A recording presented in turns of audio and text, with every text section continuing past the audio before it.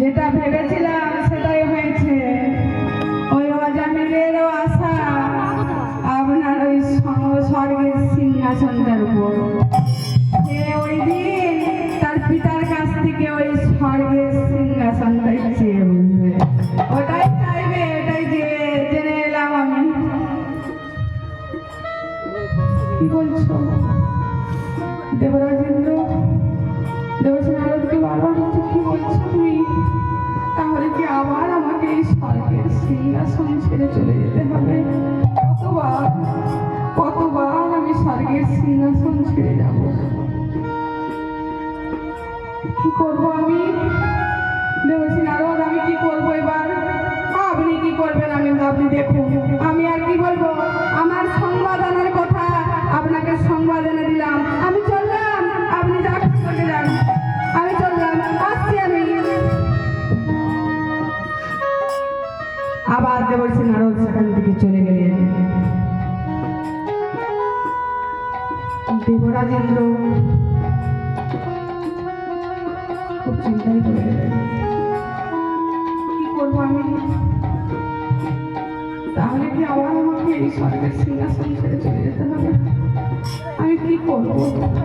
কিভাবে আটকাবো? খুব চিন্তায় পড়েছেন আর অধৈর্য কাঁদছেন। কি করবো? এই বিপদ থেকে কে আমাকে উদ্ধার করতে পারে? তো কাঁদতে কাঁদতে ভাবলো, একমাত্র এই বিপদ থেকে রক্ষা করতে পারে আমাকে মেনকা। তো মেনকাকে ডাক দিল, এই কে কোথায় আছিস? মেনকাকে ডেকে দাও আমার কাছে।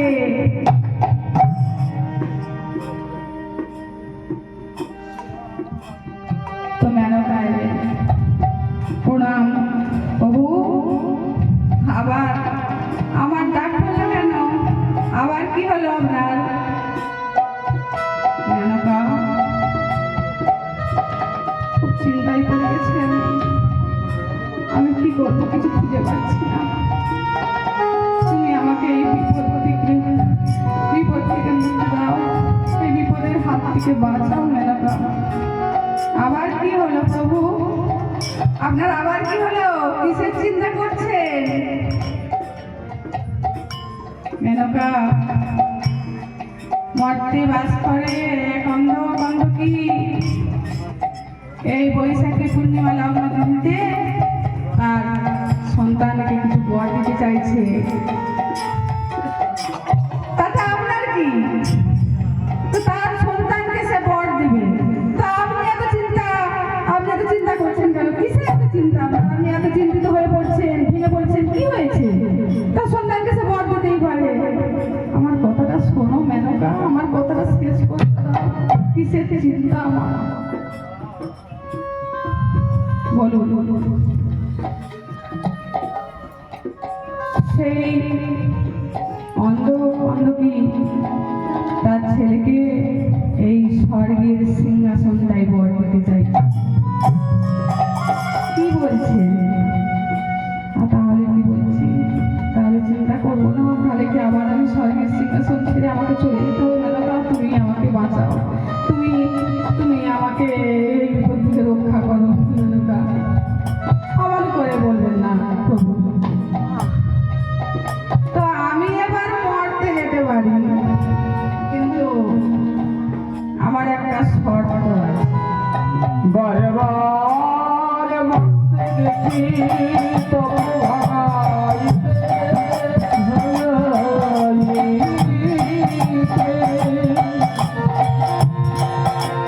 এইবারে প্রসন্ন যদি হও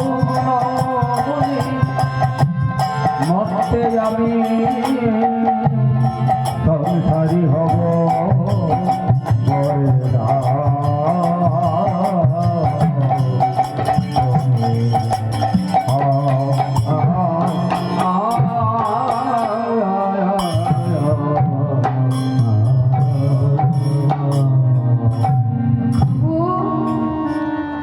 বারবার মরতে গেছি আমি তপবনাইতে, সংসারের কিছু আমি না পারিলাম জিতে।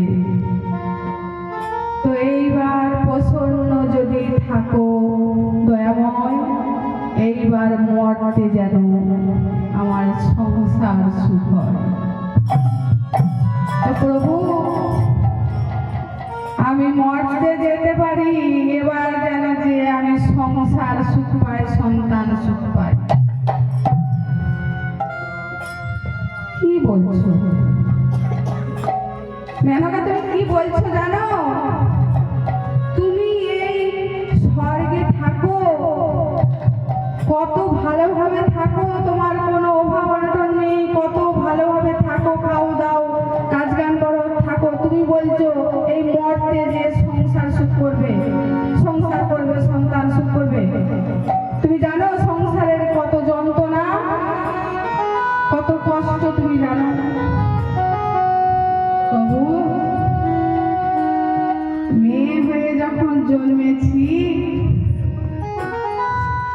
এই যন্ত্রণা আমার কাছে কিছু নয়। প্রত্যেকটা মেয়ের কাছে মেয়ে হয়ে জন্মালে সংসার করতেই হয়। সবাই জানে যন্ত্রণা আছে, কি মায়েরা? সবাই জানো সংসারে যন্ত্রণা আছে, সুখও আছে, কিন্তু তবুও কি কেউ সংসার সুখ থেকে বঞ্চিত হতে চাও? কেউ কি বলো আমরা বিয়ে করবো না, আমরা বাড়িতে থাকবো, মা বাবা তোমাদের কাছে থাকবো? বলি না, কারণ এটাই পরস্পর হয়ে এসেছে মেয়েদের, যে বড় হয়ে মেয়েদেরকে সংসার সুখ করে দিতে হয়। সেটা যত কষ্টই হোক, দুঃখই হোক। তো সংসারে তো সুখ দুঃখ মিলিয়ে সংসার। তো প্রভু যতই দুঃখ থাক, শুধু দুঃখই তো পাবো না, সুখও পাবো। আমি একটা মা হয়ে, আমি একটা মেয়ে হয়ে জন্মেছি, যদি এই মাতৃত্ব না আমি স্বাদ পেলাম, কিসের মেয়ে মানুষ আমি মেয়ে। আমার যদি না, প্রত্যেকটা মা বাবাকে বলছি, মায়েদেরকে বলছি যে মায়েদের কোনো সন্তান কি হয় না, কত দুঃখ জানে, কত দুঃখ। একটা কষ্ট হয় সন্তান পেটে আসা অবধি, হয়ে বড় করা অবধি তারপরের কথা চিন্তা করলে অনেক কষ্ট হয় একটা সন্তান করতে। তবুও প্রত্যেকটা মেয়ে জাতি নারীরা প্রত্যেককে চায় যে আমার একটা সন্তান হোক, সেটা ছেলেই হোক আর মেয়ে। সন্তান না হলে মাতৃত্ব কি করে বুঝবো? তো এই ভবে